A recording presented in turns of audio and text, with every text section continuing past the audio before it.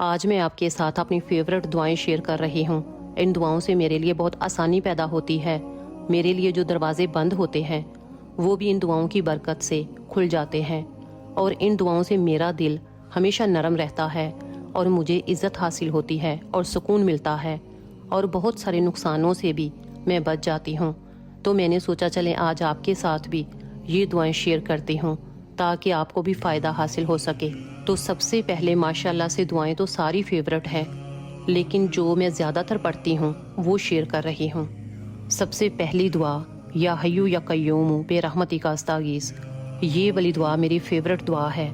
اس دعا کو میں ایک دن میں 2 سے 3 بار 4 بار جتنی بار ہو سکے اس دعا کو پڑھتی ہوں۔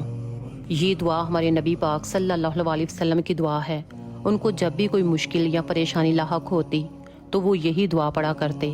اس کا ترجمہ یہ ہے: اے زندہ ہمیشہ قائم ذات، میری مدد فرما اپنی رحمت کے ساتھ۔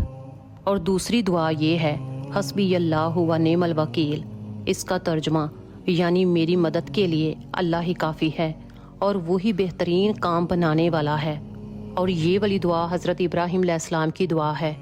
جب ان کو آگ میں ڈالا گیا تو اس وقت انہوں نے یہی دعا پڑھی تو آگ اللہ تعالیٰ کے حکم سے گلزار بن گئی۔ اور تیسری دعا: ربی انی لما انزلت الی من خیر فقیر۔ اس دعا کا ترجمہ: اے میرے رب، اس وقت جو بھی نعمت تو مجھ پر اتارے میں اس کا محتاج ہوں۔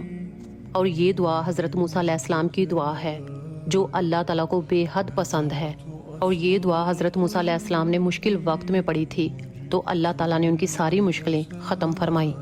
چوتھے نمبر پر استغفر اللہ، یہ بھی میرا فیورٹ عمل ہے۔